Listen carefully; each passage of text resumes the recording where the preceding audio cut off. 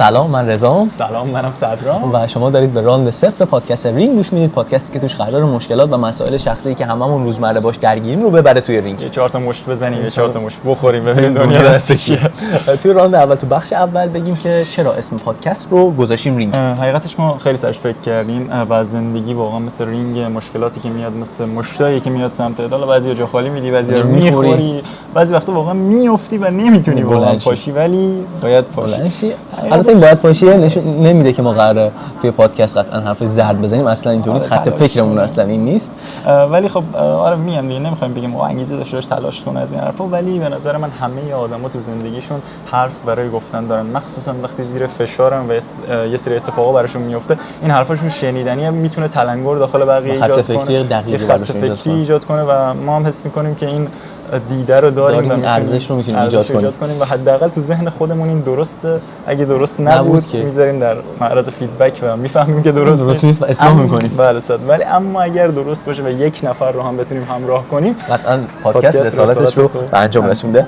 داخل پرانتز خیلی سریع هم بگم که اسم پادکست تو قدم اول اصلا رینگ نبود، یه پادکست دیگه‌ای بود. اسم انتخاب کرده بودیم، تیزر زدیم براش، لوگو دادیم بالا، کلی ایده دادیم، ولی خب فهمیدیم که متأسفانه اون اسم قبلمون توسط یه دوست عزیزی گرفته شده و پادکستش رو داشته کار می‌کرده. ولی حالا بعدم نشد دیگه، اسم قسمت‌ها رو می‌ذاریم راند 1 راند 2 و حالا در بین این اپیزودها ما یه سری اپیزود به نام وقت استراحت هم خواهیم داشت که تکمیل کننده و مثل این کوچه‌هایی که می‌بینیم میزنه عدالت 57 میمون مثلا 50 اگه چیزی نیاز باشه که اضافه بشه به این قسمت‌ها، ما حتما داخل اون وقت استراحت ها اضافه می‌کنیم.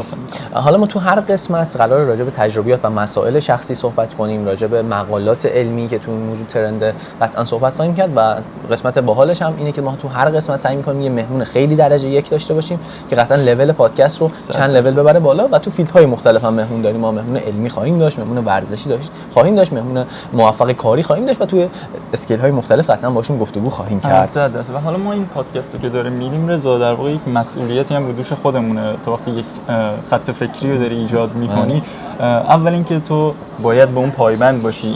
این یه نفع شخصی من خودت باید دنبالش کنی کاملا و این باعث میشه که حداقل خود من به شخصه، اگه کسی هم اصلا نتونم با خودم همراه کنم، این زندگی خودم آدم بهتری این حداقل اگه فکر می‌کنم درسته اینو انجام بدم، فقط نگمش.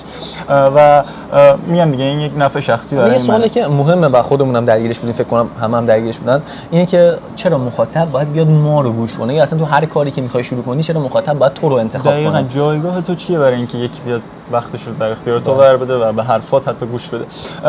و حقیقتش اینو خیلی ها میگن و اصلا علت این که یه سری کارها انجام نمیشه، خیلی از ایده های بسیار درجه‌ای که به مرحله اجرا نمیرسه، اصلا حول این محور میچرخیم، میگن این کار تکراریه قبلا یکی انجام داده. ولی خب نکته مهمش چیه؟ اینی که آقا جان چرخ یک بار اختراع شده و در طول زمان هی بهتر شده. ما تمام تلاشمون اینه که بتونیم با احترام به تمام پادکست‌هایی که تا الان در زبان فارسی منتشر شده بتونیم یه لول بهتر از بقیه باشیم. حداقل سعی می‌کنیم که واقعا این اتفاق رو رقم بزنیم. ولی میگم واقعا این سوال مهمیه که باید بهش فکر کرد، چرا واقعا.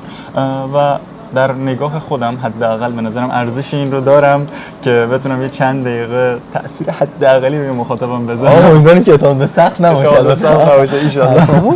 حالا البته که بعدش یه ذره هم راجع به کپشن صحبت کنیم، کپشنی که انتخاب کردیم برای حالا قبل این کپشن من بگم که این پادکست واقعا قرار خودمونی باشه. دقیقاً قرار خودمونی باشه، تقریبا ندیم. آره بدون کات قراره کارو ببریم جلو. شاید مثلا یه ویدیو رو همین راند 0 رو ما الان 10 بار گرفتیم فقط برای اینکه کات توی ویدیو ندیم. واقعا دوست نداریم که واقعا صادقانه با مخاطبمون رو در رو باشیم و برای همین شاید اگه می‌بینید که یه ذره تو پخت و حرفاست، بخاطر اینکه سعی می‌کنیم کات ندیم، حتما هم خیلی خوشحال میشیم که نظرات و ایده‌های مختلفی اگه دارید رو بهمون بدید. ایرادات و نقطه ضعفمون که حتما هم هست رو بهمون بگید که برای سازنده دیگه حتما برای قسمت‌های بعدی حتما اصلاحشون خواهیم کرد. حالا راجع به کپشن صحبت کنیم.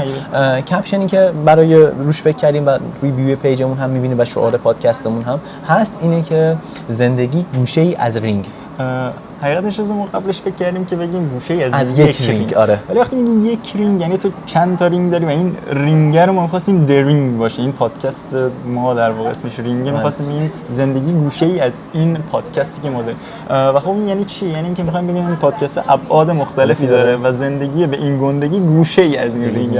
بازم این یکم ادعا بود، ولی چرا گوشه رو انتخاب کردیم؟ چرا گوشه؟ چرا نه زندگی رینگ؟ چرا زندگی گوشه از یک گوشه رینگ؟ خب من اینو سوال ازت می‌پرسم رضا، به نظرت سخت‌ترین و پرچالش‌ترین جای رینگ کجا؟ گوشه رینگ. گوشه رینگ. تو وقتی گوشه رینگی واقعا یک مبارز که وقتی گوشه رینگ یا باید مشت بخوره یا باید جا خالی بده، یه کاری باید از اونجا در بره دیگه. مثلا ما که تو ایرانیم که گوشه ترین جای رینگ دیگه، فقط هم از همه جا، از همه جوانب و مشت داره میاد سمت ما. ان شاءالله که فتا نمنده ما رو بعد این جمله، ولی خب سعی کردیم که توی این گوشه ترین حالت ممکن هم یه حرفی برای گفتن داشته باشیم با تلفات کمتر گوشه رینگ خارج بشیم دیگه. و در نهایت هم خیلی خوشحال میشیم دوباره نظرات و ایده هایی که دارید رو بهمون بگید. حتما از قسمت اول و راند اول اعمال خواهیم کرد. امیدوارم که چند دقیقه‌ای که با ما بودید بهتون خوش گذشته باشه و نگید که ای کاش وقتمون رو هدر نمیدادیم. تمام تلاشمون هم اینه که بعد شنیدن هر قسمت یا بعد دیدن هر قسمتمون تو یوتیوب نگید که ای کاش وقتمون رو هدر نمیدادم. ممنون که وقتتون رو گذاشتید، خیلی خوشحال شدیم.